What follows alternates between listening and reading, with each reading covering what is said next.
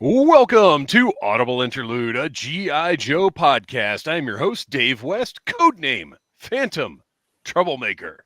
And I'm your co-host, currently bathed in a lot of light, trying to figure that out. Code name Crapshoot.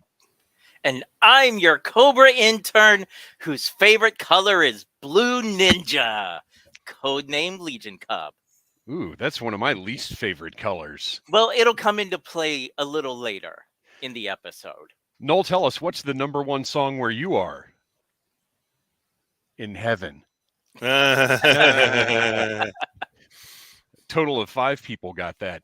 We got some people in the chat already. Mandalorian Jedi, it is indeed time to go, baby. Wotaj is here, and Toy Reclaimer hanging out in the chat.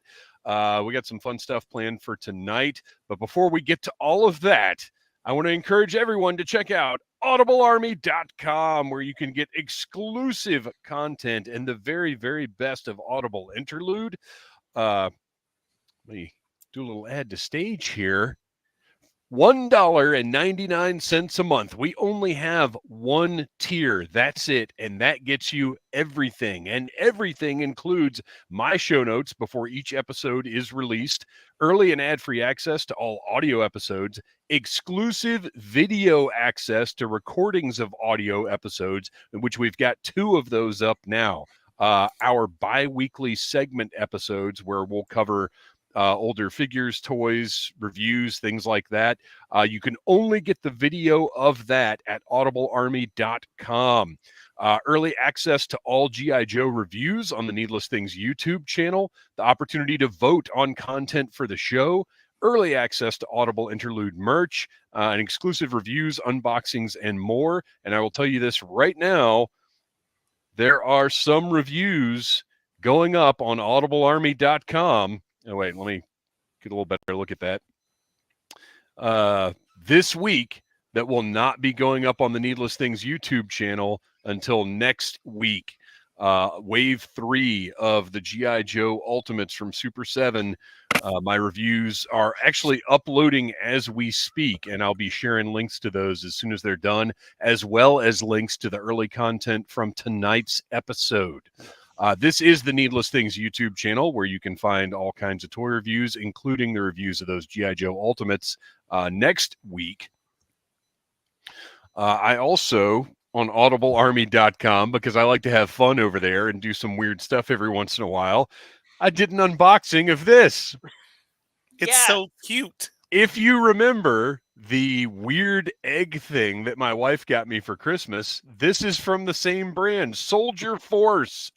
And this is a helicopter full of Army toys. So just because I thought it would be fun, I did an unboxing on audiblearmy.com. So I'll be doing, in addition to early access to G.I. Joe reviews, I'll be doing special vintage unboxings and all kinds of other stuff over there as well. So check out audiblearmy.com. Let's see here. Oh, our prizes also. We gave prizes away to 5 people who signed up the first week. So congratulations to Toy Reclaimer, Sean McCarthy, Craig Dukas, Jonathan Childress, and Matthew Hernandez. Your prizes are, they already know this, but their prizes are going to be headed out by the end of this week. We have shirts on TeePublic. Go to Audible Interlude Podcast on Instagram. Check out our pinned stories and the links in the bio to go check out some shirts. And right now, I always say wait for the sale. Oh, this is the wrong slide. There we go. Right now, the sale is on, I believe, until midnight. And what better way to say I love you than with the gift of Audible Interlude. So go check out those T-shirts, and also check out last week's episode, the Audible Rumble. Oh my gosh. Things got weird. Things got real weird.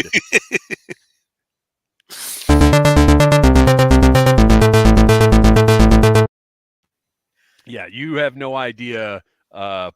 If you haven't heard yet, you need to check it out, especially now that WWE's Royal Rumble has already happened.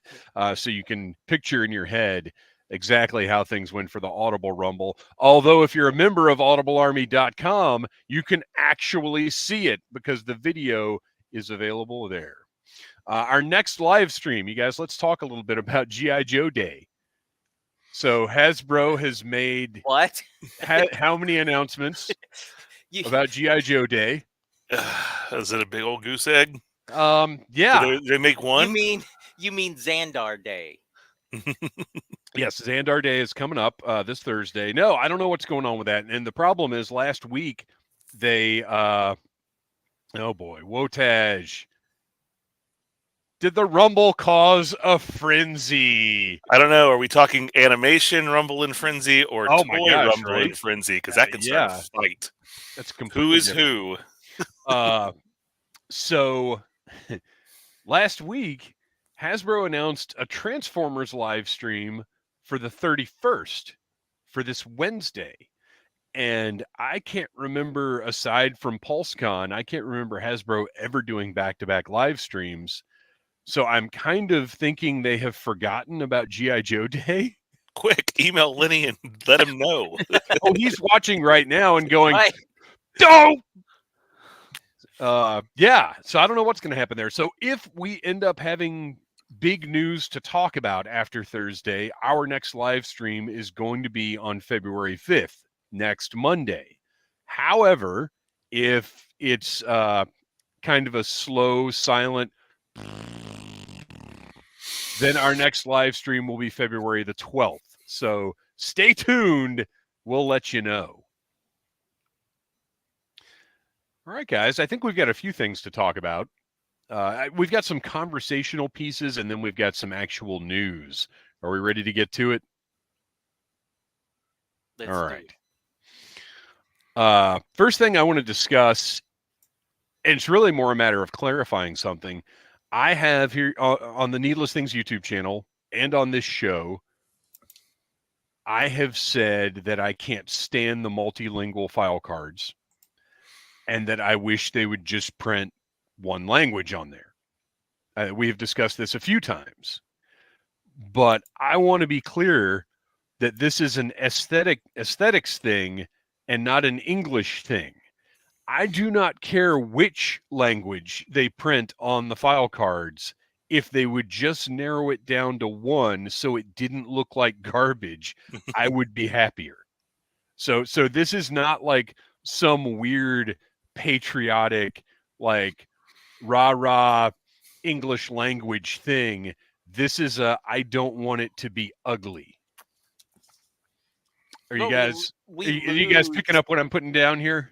Yeah, I never took it that way when you said it, because we don't get as much information as the original file cards when they have to cram so much on the back of the package. Yeah, and that's another issue is we're cut down from the paragraphs of information, which, by the way, we're covering on our bi-weekly segment episodes of Audible Interlude, all the original file cards. But we're cutting down the paragraphs of information and the fun to like a sentence, and it's just not. It's not great. So, but I do want to clarify that I just want it to look nice. Like, I mean, I don't know if they could maybe do a model where they do separate versions of them that they release in different markets, maybe in areas where there's going to be more of a Spanish-speaking audience. You print a bunch of the ones that are in Spanish and you send them down there. Maybe if you're up towards Canada, you're printing more in French and you send them up that way. I don't know what the logistics of that would be. If you are printing multiple versions of packaging, but I think we've determined that's why they're doing the multilingual things. It's a cost thing. Yeah. They can send the same product all over the globe, and I get that. But here's the answer. Here's the answer. Make them all in Esperanto. William Shatner would be able to read it. Yes. Toy Reclaimer, I am with you. What is Toy Reclaimer saying? Or make them digital and select your language. As much as Lenny and them talk about the world building and the play aspect, we're not getting that with the file cards that we have now. So I do think that they are constantly missing out. I mean, look, I know that we don't all collect for packaging, but the aesthetics of this right here that has it all Yeah, is Super one. 7 stuff is gorgeous. Yeah, versus that. Right. Yeah, Walmart one. Yeah, they're very different things. Or do if Master and look, we're always going to come back to what Mattel has done with Masters of the Universe Origins, which I think is the best retail line of the last 20 years. If Masters of the Universe Origins can pack a multi-page comic book in with every single figure they release, then pack a booklet of file cards in different languages so you can pull out whichever one you want and you've got your file card. Mm-hmm. And just put a cross sell on the back of the package. That's fine. Anyway, that's our little discussion that I wanted to have about that there. Toy Reclaimer, file cards with no text. Hieroglyphics, that's the answer. An all pictogram file card. Oh, Or we get, so you remember how like with Transformers they came with the little tech specs and you had the little red barcode? Maybe what you do is you put it out, and depending on which language is a different color layover, and the red one could be maybe the English one, you have a blue one, then you could read it in Spanish. I don't know. I'm sure there's some technology out there that'll let us do that. Just use one universal card. Rachel is here, and Rachel suggests release them in binary. There you go. They're what all if kinds after of all answers. these years, it's always been sort of from the desk we think of General Hawk or from Joe. What if now we're hearing Cobra's explanation on the file card? So you do put it in the Cobra Law code. Oh yeah, And let's make up a language. Exactly. That's the way to do it. Wotaj says release it in Braille. That's in a language. It would be English Braille or Spanish Braille. That's not how Braille works. All right. Do it all with just ESL, like sign language symbols on the back of the package. Yes, absolutely. Or what are the semaphore? Is that what? There you go. Semaphore. Yeah. Pilots use. Yeah, that would work. That would work also. Rekship85 in the chat. Okay, let's see. Where are we? We're already delving into some nonsense tonight, and I love it. So this past weekend we were not at Winterfest in Louisville, which we'll talk a little bit about that more later. But I was busy meeting the hardcore legend Mick Foley. Had a great time at Days of the Dead in Atlanta. Mick Foley was an absolute sweetheart. I had a nice little conversation with him. And I also got to see the Colonial Marines from Aliens did a panel that was absolutely fantastic. Told a lot of cool stories about like James Cameron, about their training and just their fellowship on the set. It was awesome. I had a great time. So I was not going to miss Mick Foley and the Colonial Marines, but we maybe could end up in Louisville later in the year. We'll find out. I think Rekship85 is actually one of the ones kind of keeping an eye on that for us. Super 7 Ultimates 3. So first I showed you guys, let me do our little screen deal.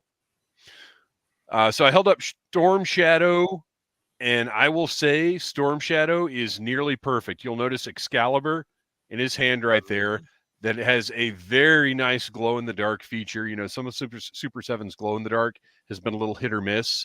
This one is a hit. It's beautiful. I feel like I'm holding a cartoon in my hands right now. He just looks incredible. The Cobra Trooper, same thing. It's like holding a piece of animation history. His Electro Whip is actually flexible.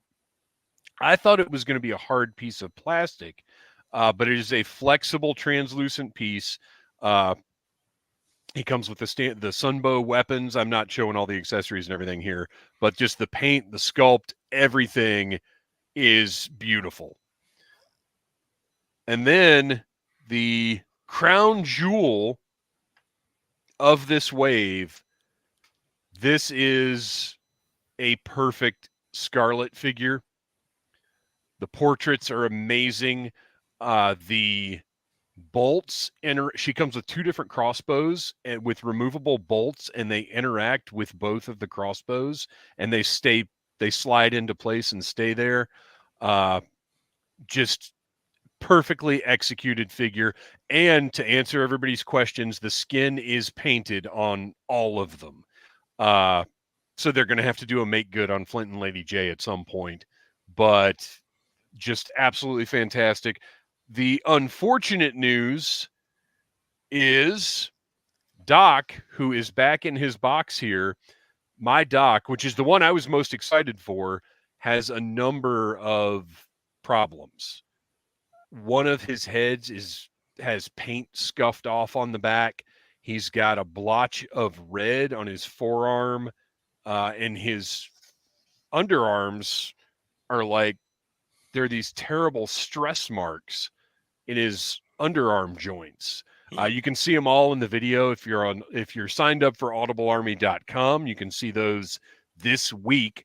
If not, you can see my full reviews on the Needless Things YouTube channel next week.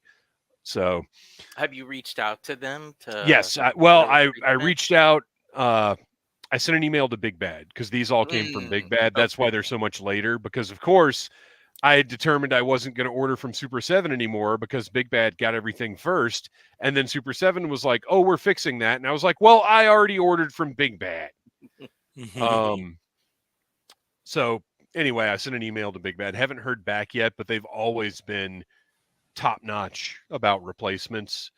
So, and not that I've had a ton, but every time they've taken care of it, no problem. So because that Doc, design wise, is perfect, but production wise has some issues. Let's see here. Wotaj, Days of the Dead. Yes, it was in the hotel formerly known as the Sheraton. The Cortland Grand. And it is anything but grand, let me just tell you. That place is a couple rats short of a dump. I was there the previous weekend for a different convention, and it was 14 degrees outside, and apparently they decided they just wanted to carry that temperature over to the entire lower level where all of the events were happening. So, well, and it's funny because Friday night when we were there, it was probably 85 degrees in the event area. They overcorrected.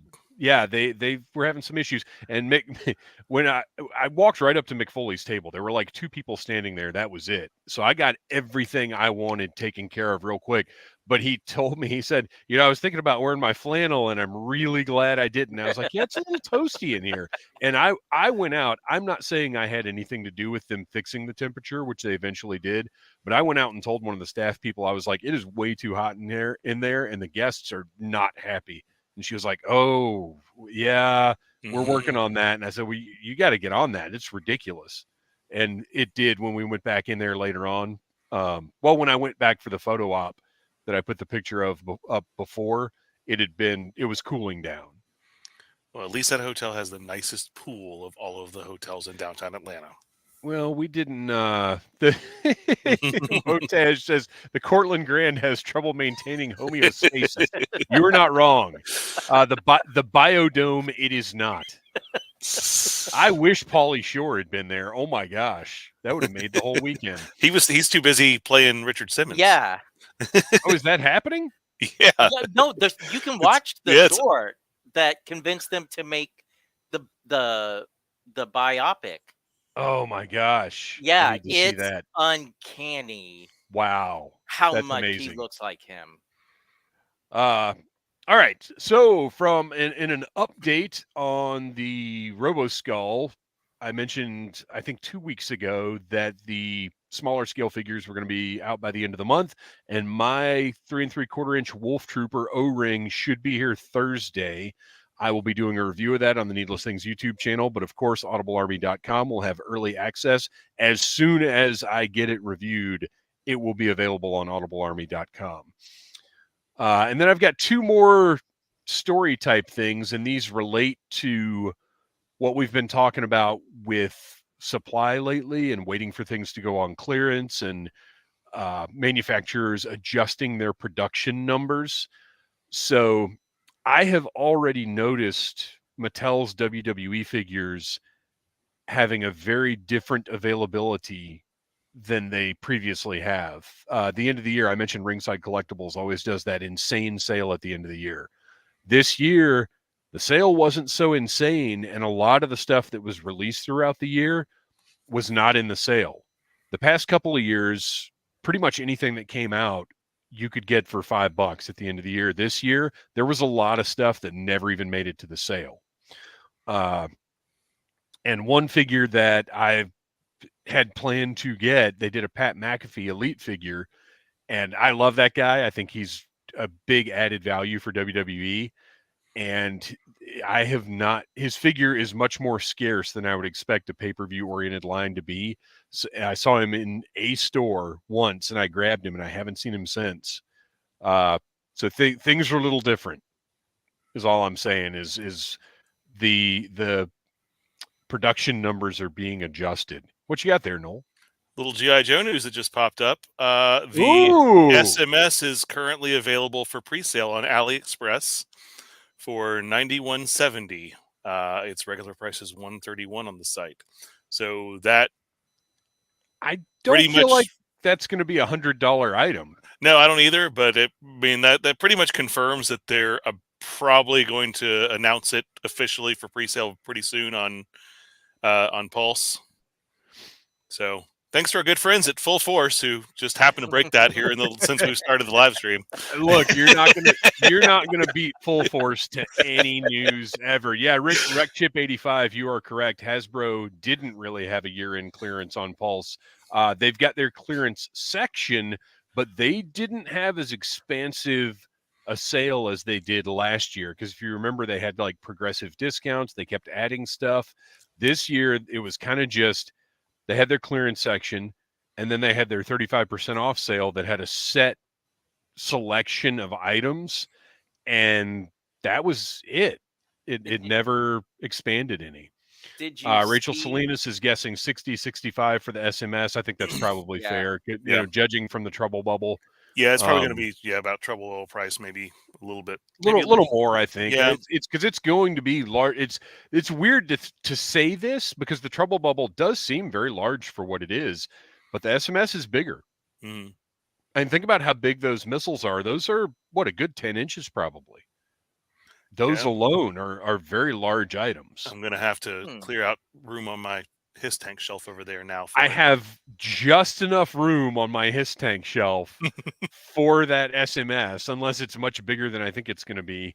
But I have to hang right now. My Trouble Bubbles are behind my Hiss. I still haven't hung them from the ceiling. Yeah, I've got my Trouble Bubbles up on a little clear stand right by the Hiss right now. So that's where like my Cobra vehicles are all hanging out. But I'm going to have to make some changes. No, Rachel says 9-inch missiles, which is not as good as 9-inch nails, but we'll take them.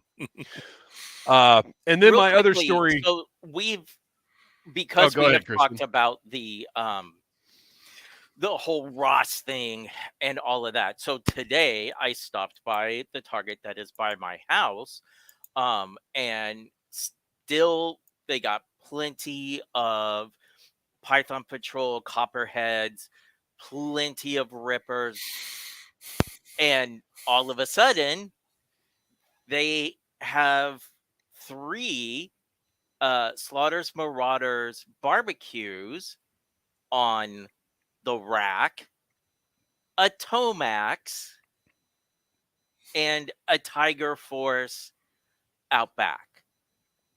Whoa. I also noticed in the Marvel Legends section a lot of the figures that had been clearanced out, before Christmas, right, were on the shelf again. Were they? And the funny thing is, well, they've been wiped out from the system. Because I went to grab an extra egghead to make Dr. Venom, and when I got more on that later. When I got up to the register, he wouldn't scan, and the very nice attendant was like, "Oh, this shouldn't have been out. This isn't ready to be released yet." And I was like, This was released like at the beginning of last year. It's kind of old. So she was actually really nice, and she rang it in. I guess like the Secret Invasion wave is on clearance now, Okay. and so she rang it in at $7.95. Nice. But I was thinking the same. I'm like, all these people that bought these classifieds from Ross are taking them back to like the Walmarts and the Targets that don't ask But for if a receipt. And but if they're not in the system, I don't think they can take them back. they are. I don't know. I mean, Or they're at was that least not in stuff the system for sale. or was that stuff that was sitting in the stock room and they're clearing out for inventory? Oh, That's what I'm thinking. that's a That's my guess. possibility. So my one other little piece of toy-related story is I want to share with you guys the dumbest thing I've ever done related to toy collecting. So a few nights ago, we're sitting upstairs. The missus and I are relaxing, watching something that we can kind of just halfway pay attention to. You know how sometimes you just put something on to zone out and relax after a work day. I'm scrolling through my phone.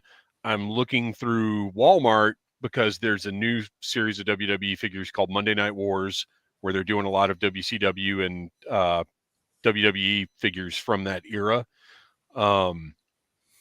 And up pops a Mr. America Hulk Hogan, which is another figure that I've never seen at retail.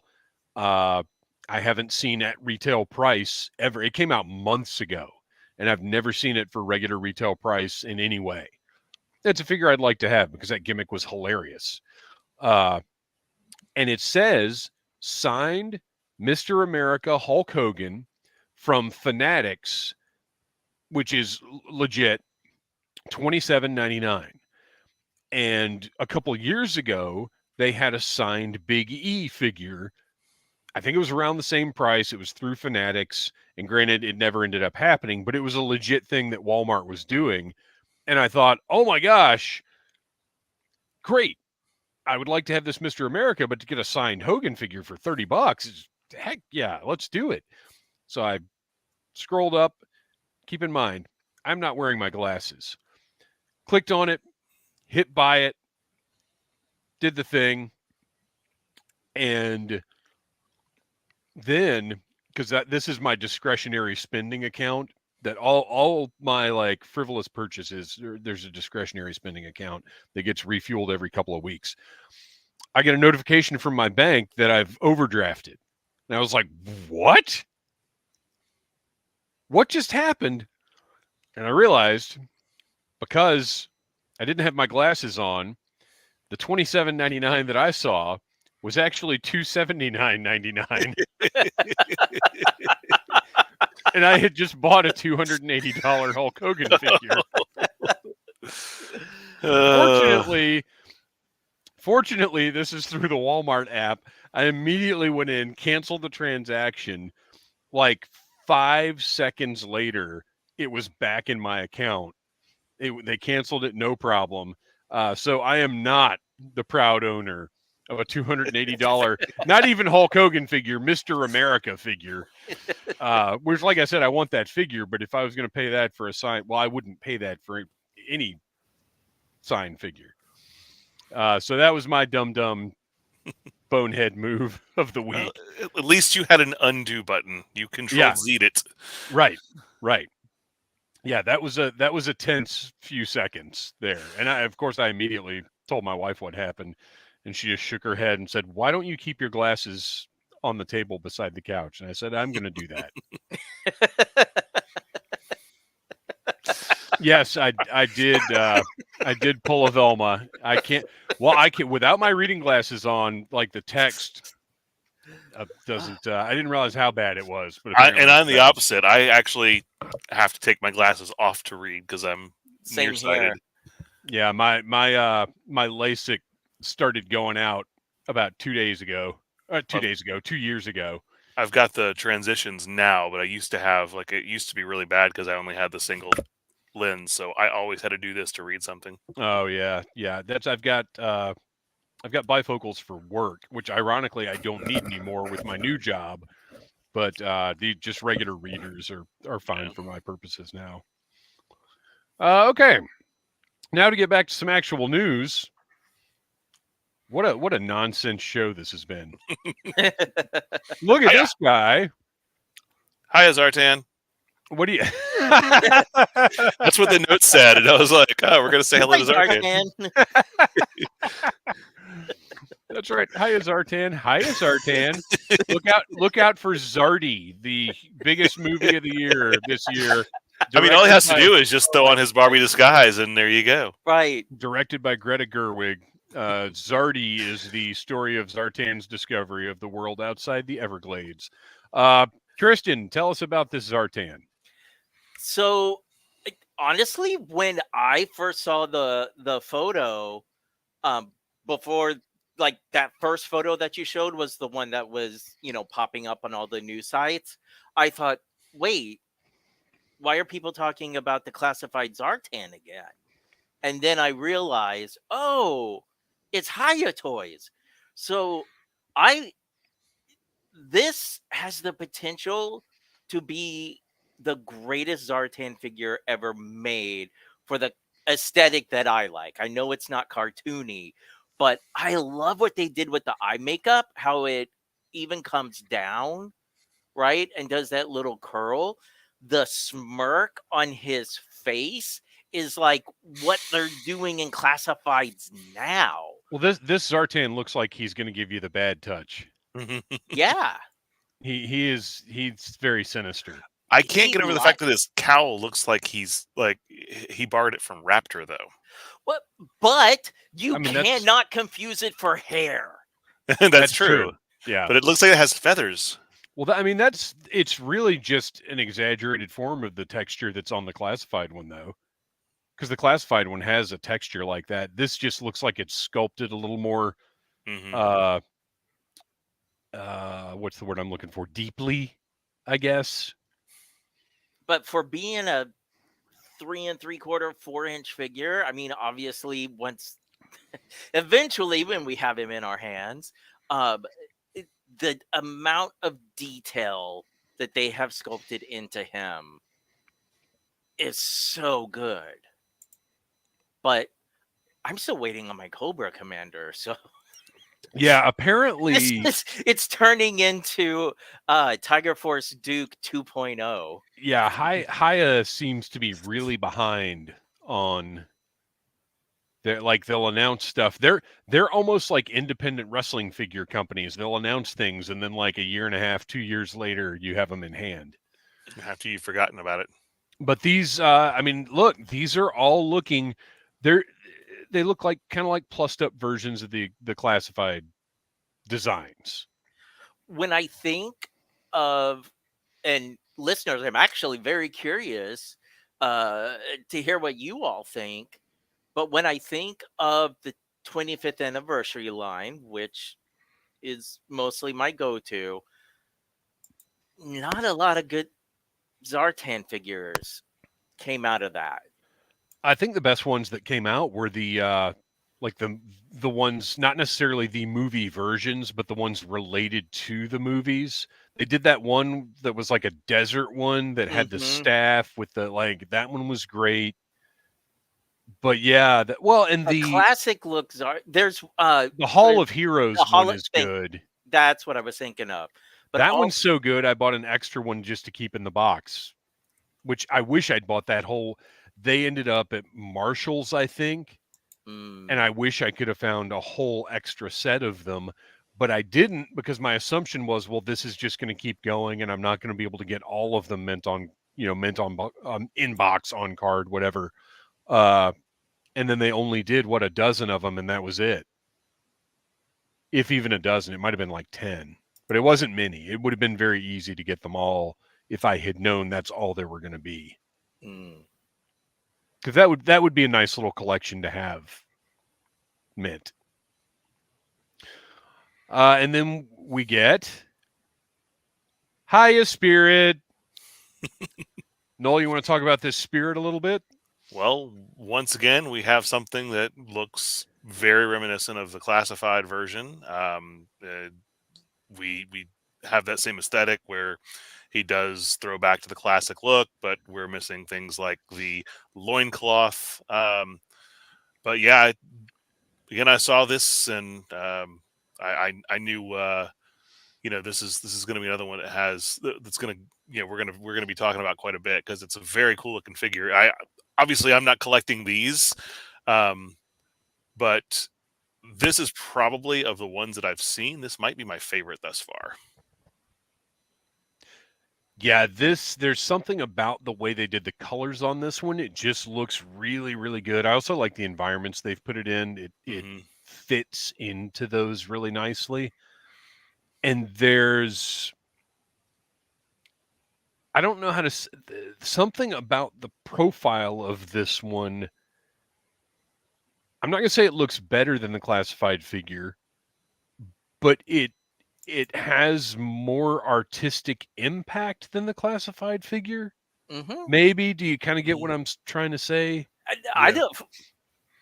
I didn't even think it was necessarily like the face sculpt, although like the face sculpt is like all of them. I mean, it's stunning, but it's the little detail, like the piece of hair coming out of his, over the top of his headband.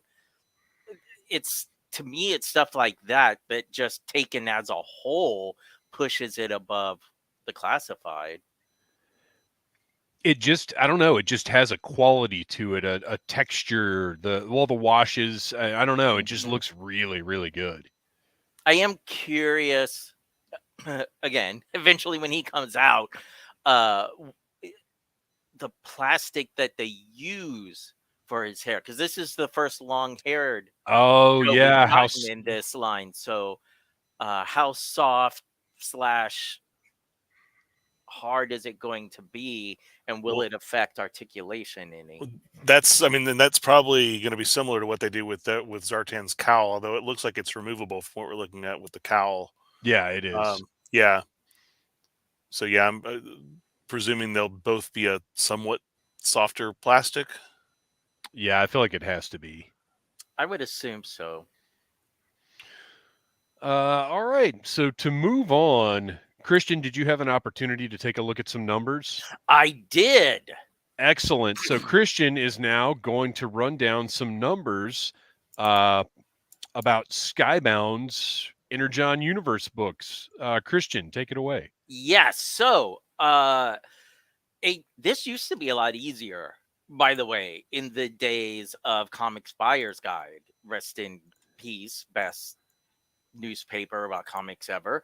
But so Duke number 1 sold out at 70,000 copies. Already gone to a second print. We don't know. They haven't released yet how many is in that second printing, or at least I couldn't find that information on Skybound's site. Cobra Commander number 1 broke records at 80,000 copies. Now, keep in mind, this is what stores ordered, right? So there still could be some that have them on the shelves, although right. Sleeping on this, you're missing out. And it has gone to second print. With what I mean by it broke records, it is the highest selling single issue of G.I. Joe going back to the IDW days. So take that for what you will. And comics nowadays, this is really, there are books that Marvel and DC that put out that do not get these numbers. There are books. Some of DC's top names sell like 7,000 copies. Right. Times are totally different. So let the true test is going to be what are the numbers for issue number 2? Right. I haven't I didn't bother to look at any of the numbers for Real American Hero. I probably should have, but I had like this, like it's Larry Hama, like almost like I don't want to know because he should be able to print GI Joe comics as long as he wants to. Yeah, I'm not. I'm probably never going to look at Real American Hero numbers because we've said it many times on the show. As long as he wants to write them, keep paying him. It's fine. So the other thing that I was reading that I found impressive is okay, so this all started with the Void Rivals series, and then we had Transformers, and now we've had our GI Joe comics. Well, with Void Rivals and Transformers, after their second printings for number 1, they have seen a 30% increase in sales on subsequent issues. Again, probably because people were sleeping on it. Yeah, I think you got to keep that stuff. It's especially these early issues. You got to keep them on shelves. You got to keep them available because I mean, just back from when I collected more comics than I do now, which by the way, all I collect now is the Skybound stuff. I remember seeing a book like at number 4 and thinking, oh man, that looks really interesting. I wouldn't mind checking that out.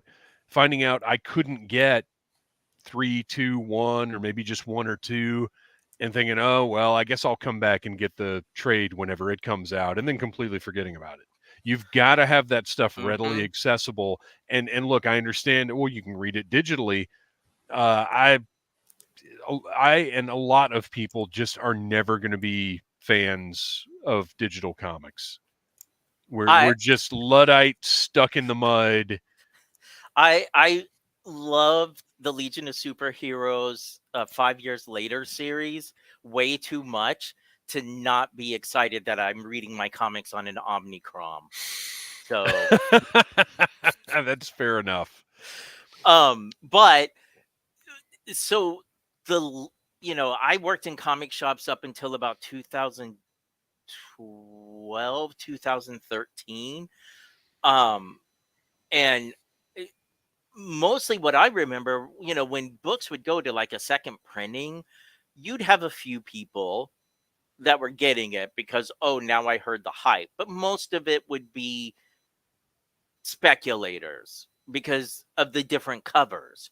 So again, the reading that the numbers on Transformers and Void Rivals just keeps going up and up and up, I think that just bodes really well. And the Transformers book is doing stuff that I don't think any fan of the Transformers universe ever thought they would be reading.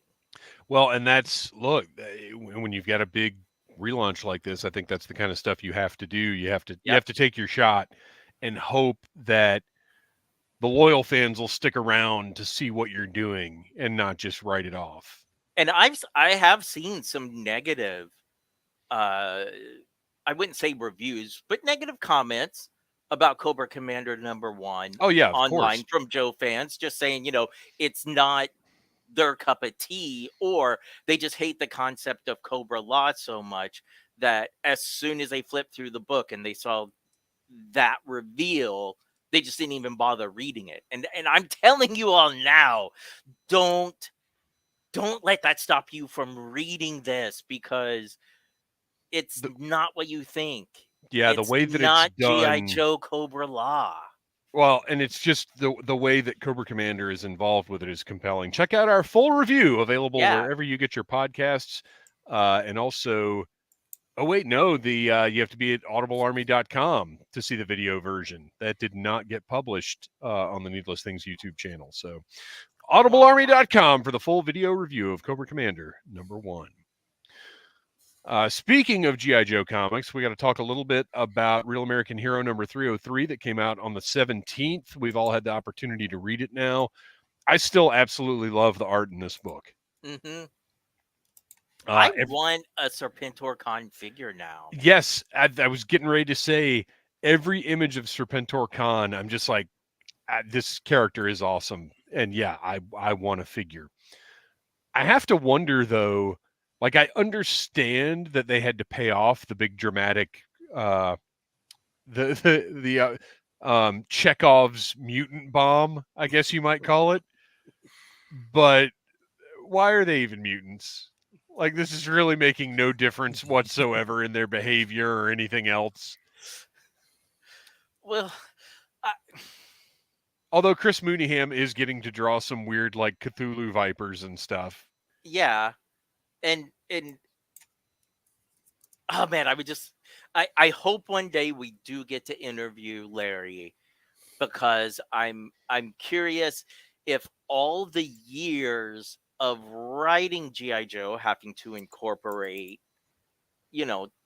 toy names and figures into it, is that why every single time the ninjas were on panels, they refer to them as blue ninjas and not just ninjas? Like, it does seem that Hasbro maybe has a little more direction here, because I mean we talked about they got to sell that Amazon set since nobody wants yeah, right. But we also talked about the fact that Duke for the first time is front and center in a Larry Hama comic. True. I think that's unusual. Well, you know what? I say for the first time. I did not keep up with the IDW stuff, so I don't know if Duke had more presence, but he is absolutely front and center in this one. I liked the idea of the new bats, that the panel of the guinea pig inside the surgery thing. That was how creepy. They did his screaming face. That gave me chills. That was very Hellraiser. Yeah. But yeah.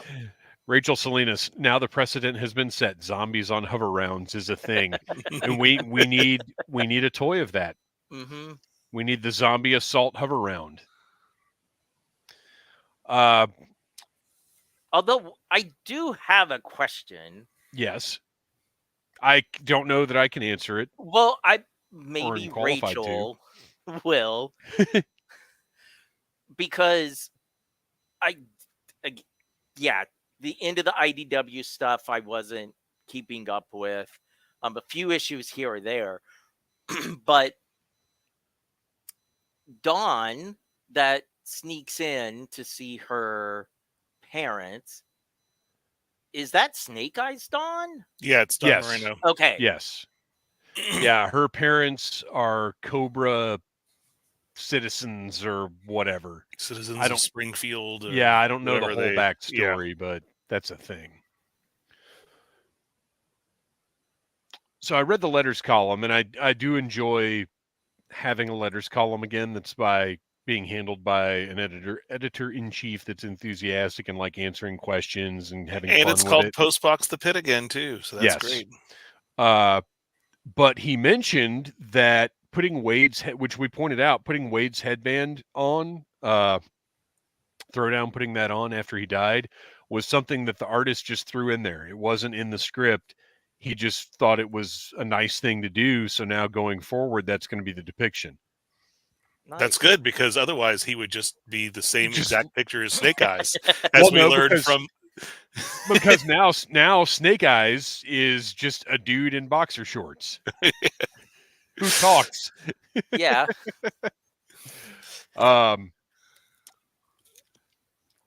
Moving on now, we cannot get into spoilers for Duke #2 because it has not been released yet, and Skybound has asked that we do not share any information about it as of right now. But I will say this. Boy, was it fun. And it is very clear where the design directives are coming from. And I like that. I'm glad for that. Because synergy is good for all brands. I can't wait till we get to review it. I'm just going to leave it with, I might have a new second favorite Joe Oh, behind Shipwreck. There was we may have to do just a full review of this issue, like even if it's only like 20 minutes or so. Mm-hmm. We may have to get together and do that because there's a lot to talk about. It was a lot of fun. It comes out this Wednesday, the 31st. I recommend everybody, first of all, check out Duke #1, but go to your local comic shop and grab your copy of Duke #2 because this is going to be a ride. Noel, did you get a chance to read it yet? yeah, I did a real quick read through of it. But yeah, I enjoyed it. I'm definitely looking forward to going back and reading it again, and especially if we're going to do another full review of it.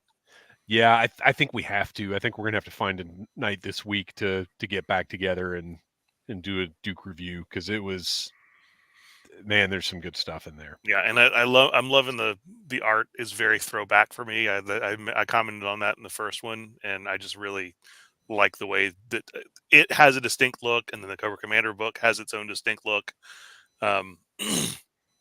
But they don't contradict each other. Right, but they fit Right. they fit together. That tonally they fit the stories they're telling. Yes.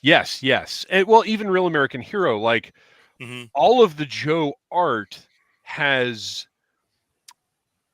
similar aesthetics, but it is also all distinct. Right. Which is really great, really impressive. And again, synergy. All right. Well, it is time now for the segment where the Audible Army tells us what we're going to talk about. If you follow Audible Interlude Podcast on Instagram, and you should, then every single time we're going to do a live stream. We put up a post that says "Sound Off," where we ask you what you want us to talk about. And at audiblearmy.com, we put up an Audible Army exclusive sound off where you'll get priority pickings for us discussing your topic. So our first sound off comes from audiblearmy.com. It is from Mandalorian Jedi. Mandalorian Jedi says, if Audible Interlude could have a dream piece of branded merchandise to sell, what would it be? Look, isn't the answer the shovel? The tactical shovel is happening.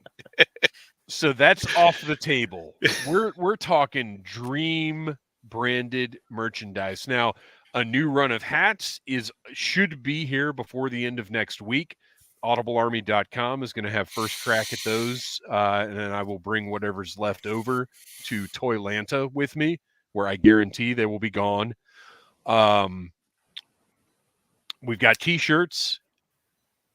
I think something that I would and look, dream merchandise, not something that's easily attainable, not the Audible Interlude stamper that was a complete and utter failure because I ordered it from some cheapo place and the stamp's not deep enough to work. My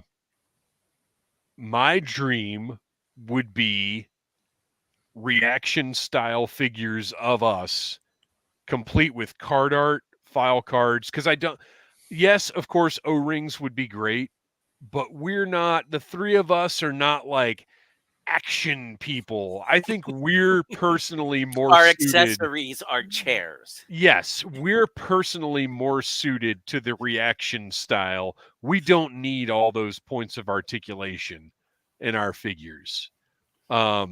So I would love some reaction style figures. I think that's just more doable than O-ring, but maybe not. I don't know. What about you guys? What's a piece of merchandise you think would be great? I mean, look, all of the big influencers have their own energy drink now. So I think an Audible Interlude energy drink, Audible Energy is the way to go.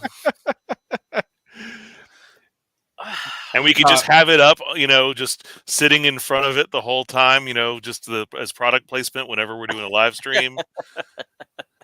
Rachel Salinas says we should have headphones.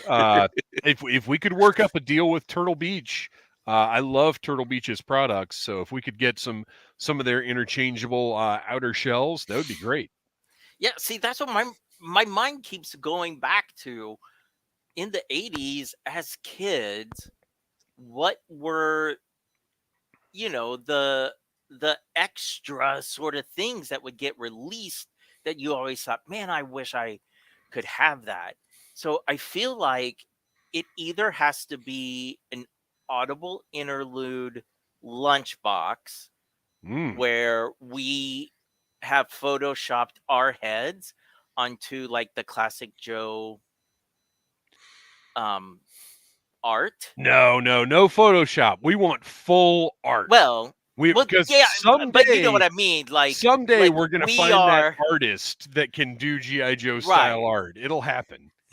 or four-wheeled roller skates with the Audible Interlude logo on With them. our faces on them, like the old Batman ones. Exactly. It's just kitschy enough that, like, if you're at a convention and you see somebody skating around on their Audible Interlude roller skates, Oh yeah, like that's a conversation starter. Amazing. I like it. All great ideas. The energy drink, Yorktown Joe says, too many energy drinks could lead to audible intermission breaks. Let me tell you how close we come every single episode to that being a necessity anyway, even just drinking good old-fashioned water. So, yeah, that's a very good point. Ooh, Audible Interlude Underoos. Yes. Absolutely.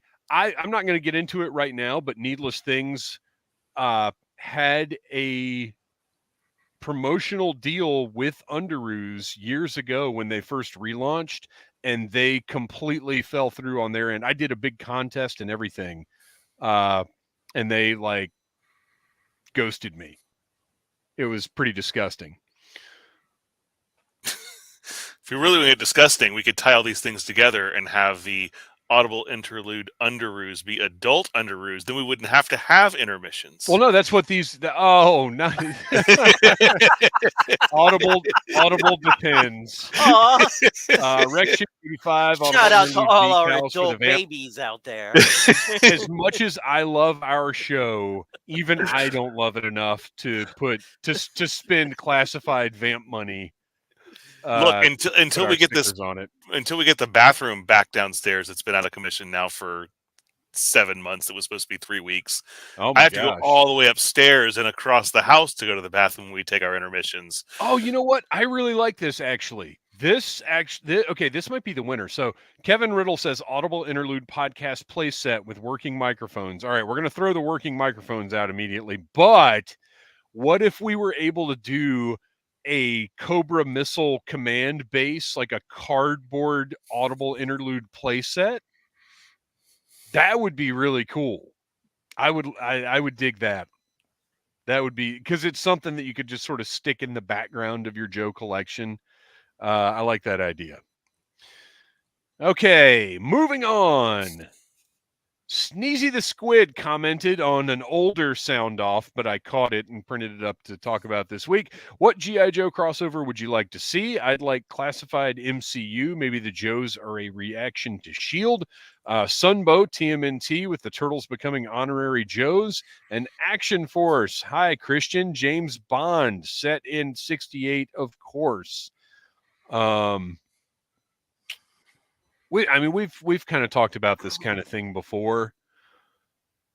I want, and this is inspired by LaCroix's Toys, who has done, I don't know if it's all of the sculpting for Strike Force Alpha, but a lot of it at least. Follow LaCroix's Toys on Instagram, and they post the most incredible customs I've ever seen in my life in any format. They're O-ring versions of like Magnum PI, Axel Foley. I think he did a Jack Burton, if I'm remembering correctly. But I want an episode, a Sunbow episode with Thomas Magnum in it. I want the Joes to be in Hawaii on vacation, and Thomas Magnum starts hitting on Lady J. And we get a whole thing, but they end up having to work with Magnum and TC and Rick to solve whatever. Cobra is trying to open a resort. They're trying to open Braca Beach in Hawaii. That's my crossover that I want. And I want figures sculpted by LaCroix's Toys of everything. I want Roadblock in a Speedo. I want Lady J in a bikini. I want Flint in his jams. All of it. Jams. Jams. I want all of that. That's my crossover. What about you guys? Noel, you go first. Yeah, I wish I'd seen this ahead of time, because I would have. I mean, I've got one, but Yeah, go ahead, because I know I've said things before, so I don't want to rehash anything. Well, really quick, Right. we'll let Jeff Butler jump in with Lieutenant Falcon meets Sonny Crockett.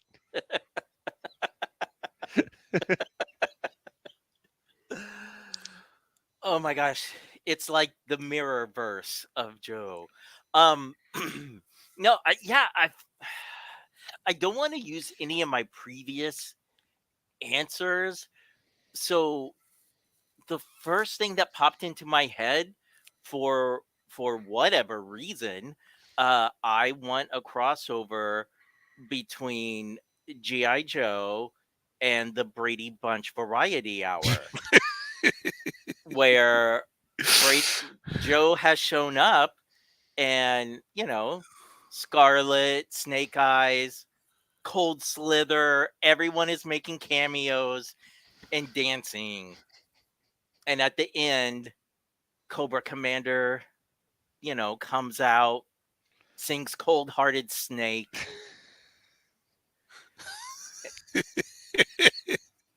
And then we question all of our life choices. Which did make was it me or was it you that chose it for our G.I. Joe the movie soundtrack? Oh, I think it might have been me, but I was like, it came out a year too late for the movie. Wow. So, just because this is the way that I used to play with my G.I. Joe figures as a kid, like when they weren't being G.I. Joes, they also were their own wrestling organization that I gave all my G.I. Joe figures an alternate personality that was a wrestler, and I had little stories in my little Bendy's ring. So, I mean, I've always thought that the G.I. Joe wrestling thing could cross over a little bit, and you already have your foot in the door with Sergeant Slaughter, so maybe you expand the Sergeant Slaughter's Marauders idea, where he brings in a whole bunch of WWF superstars from the 80s. I love joining that. forces. I love that more than the actual Marauders. Like, make the Marauders like Ricky Steamboat. Okay, real quick, let's do it. Let's do Slaughter's obviously one of them, and then he's got 5 Marauders. I say Ricky Steamboat. I mean, would it be the people who he actually was hanging out with in real life at the time? No, I would just say wrestlers. No Don Kernoodle. No, nobody wants that. Hacksaw Jim Duggan would be a Marauder. Oh, yes. With his big 2x4. I think Jake the Snake Roberts could possibly be on the other side, hanging out. Oh, yeah. Yeah. Even though he was a good guy during a lot of those years too. Yeah, but I mean, he's the Snake. He's got and when the Piper figure came out, he had been mostly a babyface for quite some time, so it's fine. They can. So we've got Piper and Jake the Snake on the other side. Is Captain Lou there because he's been demoted for being a troublemaker too often? he's down to being Sergeant Lou now. Yes, Captain Lou is kind of just the talker guy. Yeah. I think Junkyard Dog needs to be in there somewhere. Yes. So we've got Captain Lou, Junkyard Dog, Hacksaw, Ricky Steamboat, Wendy Richter. Yeah? Let's throw Wendy Richter in there. I like it. That's great. I love it. I actually like it. Noel, I like your idea as its own show. Yes, even. that's like it needs a theme song. Like they all live, in a boarding house and go like the on monkeys? wacky adventures. Like not serious Sergeant Slaughter, because they're fighting wrestling villains with Cobra. So yeah, I was actually picturing all of this animated as we were talking about it. Not rock and wrestling animation, because No, that's not the that was best. Dick, I learned. Or Deke. That was Deke. Yeah, that was Deke. Oh, wow. Yeah, Yeah, so that says it all. Yeah, that's everything you need to know. Brad Garrett as Hulk Hogan. That's right. All right. Also, Triptychon from the Transformers. Wild. Mm-hmm. Tomlin.Ken commented, Hasbro approaches the three of you and says, you each get to create a brand new Joe and Cobra classified character figure. What's their specialties, code names, weapons, accessories, overall look? You guys get the idea. What are your new Joe and Cobra figures? This is a tough one, and I'll be honest, I did a screenshot of this and hadn't thought about it since. So this is, I'm actually as taken off guard by this as you guys are. We might have to table this one and come back to it. Well, I've shared here before, at least internally, my Joe characters that I created when I was a kid and actually wrote catalogs for and everything. So I've got a couple that I could easily. There's a couple of them that I was like, they might still hold up if I were to apply them, maybe with a couple of changes from when I was 11 years old. Let's save this for our next segments episode. We can revisit this, and we are also a few episodes ago, we had a challenge to come up with an 80s set G.I. Joe movie that we're going to be talking about as well. So we'll come back around on both of those probably next week. All right. Hillbilly Harper, missed y'all at Winterfest. Yeah, Winterfest was not in the cards for us, but everybody stay on top of that group to have us out at the July version of their G.I. Joe convention. It's something that I'm aware of, and we can potentially put on the calendar. So keep an eye out for that. I did see a lot of pictures from Winterfest, though, and it looked like it was a great time. Silent Interlude. What do you speculate about the assortments that Super 7 will do? Will there be 6 new figures per wave, more or fewer? Variants like they have done with basically all of the 5 POA troopers. Yeah, I think. What do you guys think? I think it's going to be. Oh, go ahead, Noel. I was going to say, I think that they've got a pattern they've established, and I don't think they're going to stray too far from it. Yeah, I agree. I think it's going to be fewer. Actually, really, I do. When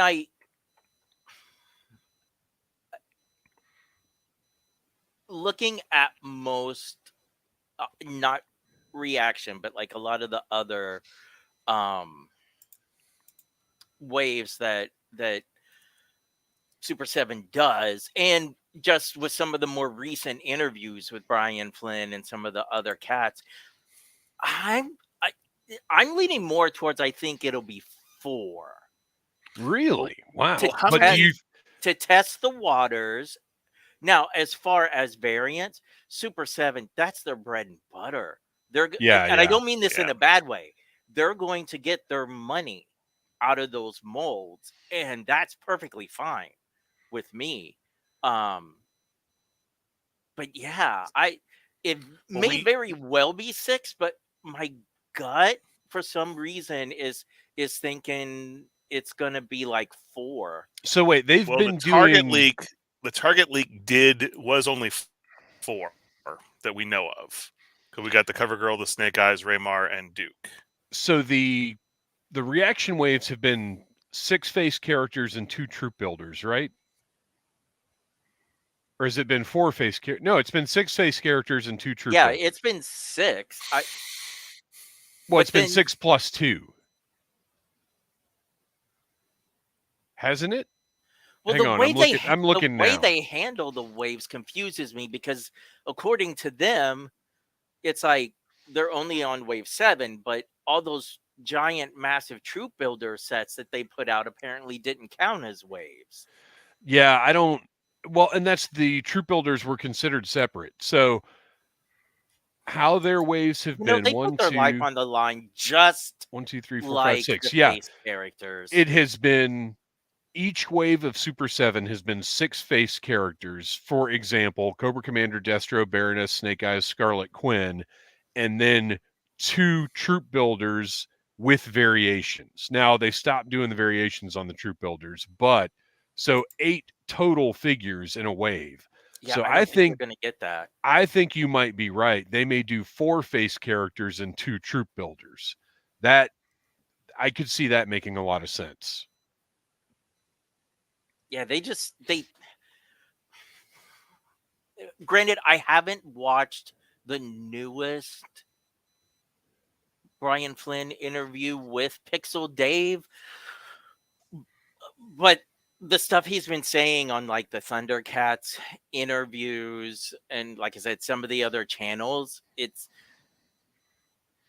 the stores are not buying like they used to, which we have commented on. Like Of course. everybody is course correcting at this point, and they need to knock this out of the park. Not that like they're in any trouble or anything, but he was saying about how, and this kind of surprised me. With reaction, you can have a wave that breaks even and do another wave to see Right, if right. the fandom is there. I saw this, or yeah. not. You can't. You're going to have 2 chances. Mm-hmm. And if one of those 2 chances does not see a profit, then so I feel. But see, that also makes me wonder if they need to offer a larger assortment per wave to really hook people in, to show confidence in the brand and to get people more excited about, oh, look, there's a lot of stuff to buy, as opposed to it looking like Super 7's being timid about this new thing that they're putting out. Possibly. Or Once, maybe they'll do more frequent waves. yeah. I think Because more frequent waves with less figures per wave, I think would be smart. Like release the same number per year, but split them up differently. Yeah, I've heard the same thing, and I'd love to get some verification. Kevin Riddle says he hears Brian Flynn may be at Joe Fest this year. That would be amazing. I hope that's true, and I hope that I am able to communicate with Brian Flynn in some way at some point. I have been trying now for 12 years, and maybe this is my chance. All right, well, I think that covers sound off. Do you guys have a Joe and Tell? I know it's been forever since we've done one. I've been putting it on the notes every single time, but then we usually end up skipping out on it because we've gone so long. Yeah, I have a standby that I was going to use last time that we skipped as well. But okay, well let's see it. Well, this is actually it kind of ties into the last thing I talked about with the crossover, because I've been going through and paring down some stuff. Every once in a while, you realize you've got too much stuff and you do have to purge it. Ridiculous. I know, but I'm running out of room to store. So I've been selling Lego stuff off, but I've also been looking for just some other things that I'm just like, this is taking up space. I'm not doing anything with it. It's just been under a table for years. So I did finally pull out, because I've had these forever, my good old fashioned LJN, as I believe I've heard the term donkey clubbers. Because these are very weighty vinyl figures, or PVC. Like the magnificent Morocco is the one that you chosen to well, he was the one on the top of the list there. I got my Greg the Hammer. Oh my gosh, you're only going downhill. Wait, all right, Greg. Wait, pull that Greg the Hammer back out. Here, we'll go relevant to the world of G.I. Joe for a moment with our hot rod. Where's Greg? Let's see that hammer again, Noel. Here's the hammer. Look, everybody had a gym teacher that looked like this, and it was probably a lady. Yes. Hey, look, I can complete my dream team as well, because I got old brother Brutai. Nobody's dream team. And we also had he's very small, but this is a bendy of Captain Lou. And I've got a couple of the other bendies. I'm so excited WWE has signed Captain Lou to a Legends deal, so we're getting new Captain Lou toys. Somebody who could have made his way into the world of G.I. Joe possibly at some point. Do you know there are 3 different variations of that Corporal Kirshner? I do, and one of them is worth a ton of money. Yeah. I can't remember which one it is. Yeah, I've got my good old Mean Gene. Mean Gene. Good old Mean Gene. But so the one thing that is kind of the prize of this, and did I move her out? Oh, I did not. So I do have. It's so hard to navigate these things in this bin. Somewhere in here, I got my Macho Man. But to go along, I actually have a very rare thing right here because I've got my Miss Elizabeth figure with the skirt. This skirt right here goes for like $75 on its own. Gold skirt. Yeah, gold skirt. With, what is it, pink is the other one? Is it pink? I don't know. I can't remember. There's a different color one, though, but I think the gold one is the rare one. The elastic is obviously. I'm sorry, you're looking right down her cleavage there. This is a family show. I mean, it's Miss Elizabeth. Her elastic has loosened up a little bit over the years, as the elastic tends to do. Sure. But if you remove this, you have a figure that was highly inappropriate for children back in 1986 or 87. Very when weird came decision out. on that one. Yeah, I've got the the father of the Viper there. Oh man, good old Cowboy Bob, Sheiky baby. Oh, there's Macho. Yeah, that Macho Man would be in my personal action figure Hall of Fame. Yes. Like he is a top 10 all-time action figure. And I have him in Bindi as well in here somewhere. So nice. And then, now, you're keeping these or you're getting rid of these? I was trying to decide. Man, that as I go through them, I'm like, man, these hold so much nostalgia for me, even though they've just been sitting in a bin for so long. Great. Yeah, and so these often made their way into to play with Joe because they're they're almost to scale. The Bindis are about 4 inches, so yeah, they're a little bigger as they should be. Yeah, so making decisions on whether or not I am going to sell them, I actually am close to reaching the amount that you can sell on eBay in 1 year without getting hit by the IRS. So I might have to hold off if I do sell them anyway. So well. Anyway, just some stuff. Nice. The Elizabeth was the one that was kind of this is that's a big deal. Pretty amazing that I still have the skirt. All right. Well, Kristian, I'm gonna scoop your heat here. You mentioned earlier that you bought an egghead. Well, I got on clearance the Banner and Hulk 2-pack. So I used the Banner body and the that fits even better because he's right. Really the colors look very like 80s Marvel. Yeah. So what the heck head is this? I can't remember now. It's the Dr. Doom Secret Wars. Right. Yeah. The Secret Wars Dr. Doom head on the the Banner body, which the head is a little too big and it completely makes the neck disappear. But it's a pretty darn good Dr. Venom. I mean, I don't see them really doing him in there we go. It finally focused on it. I don't know that I see them doing him in Classified. So this one will do just fine for a while. I like it. All right, Kristian, hopefully I didn't completely steal. No, thankfully you reminded me of what mine is. Oh, okay. So as I am wont to do pretty frequently and mention it pretty frequently, I love to go on eBay and just kind of see what people are doing. And I went down a rabbit hole of 3D printed Joe stuff.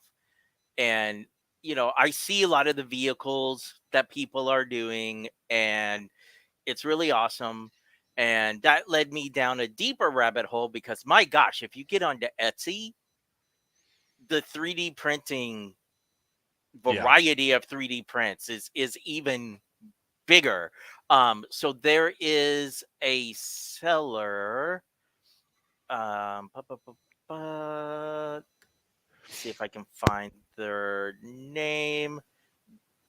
Pixis Designs. So they do a 3D printed classified sized flak, which is awesome. So when I started looking at their other stuff, they do a flak that will come painted in shockwave colors, and it replaces the Canon front with the shockwave front. And let me tell you, that we need as a GI Joe Transformers crossover. Dude, I'm looking at this listing, right? There's a Megatron flak. They've got all kinds of cool, they've got like Cybertron vehicles. They've done a Swamp Fire in classified scale. There's all kinds of cool stuff here. Yeah. It's so if you are ever interested in 3D No stuff, way. check them out. This is a classified scale roller. Like Optimus Prime's little buddy roller in classified scale. Wow. There's some very cool. Oh, and then he's also got Trouble Bubble stands, which I've seen those in a lot of places. Yeah. Which that's I awesome. definitely need to get some at some point, because using the little square acrylics takes up too much space. Yeah, because I've got them on the ones that you can get at like the Container Store, just the shelf risers, and now you have wasted space underneath them. Mm-hmm. Rachel says Pixis does a classified Rolling Thunder on YouTube. Good Lord. That's insanity. That's the size of a house. Right? I didn't know they had. I'm going to have to look at their YouTube now. Oh, I forgot to change our banner. This was Joe and Tell, sponsored by our pal Slickalicious. Everybody check out Shop Slickalicious on Instagram, responsible for a number of our t-shirt designs, a great partner to work with. And now that it's a new year, we might need a new design from Slickalicious. Wow, these prices on these Pixis designs are actually pretty reasonable. Yeah, I thought they were pretty fair. Yeah, I mean, like there's a Swamp Fire, $115 for The flak is only $75. Yeah, I feel like that's what Hasbro's going to charge. Yeah, but Hasbro's is going to be a mass-produced, like not 3D printed. Yeah, but yeah, I mean, if you want a flak now, if you want a Megatron flak, which looks that's what awesome, I'm saying. Yeah. Well, that is all the show we've got for you this week. Our music is by Andy Samford of electricminnowmusic.com. You can follow us on Instagram at Audible Interlude Podcast and on X at G.I. Joe Audible. Check out audiblearmy.com. Get show notes, early and ad-free access, video access, exclusives, all kinds of things available at audiblearmy.com that are not available anywhere else.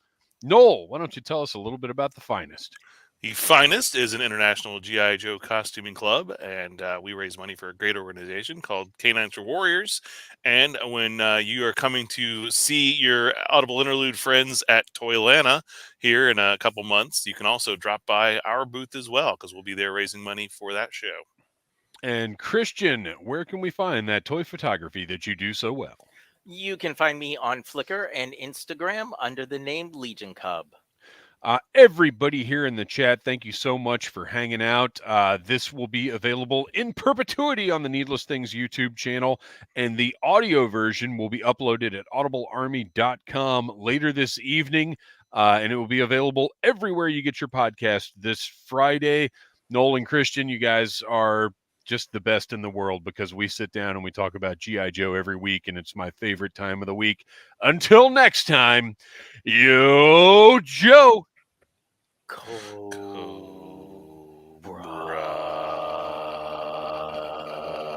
Riders in the sky.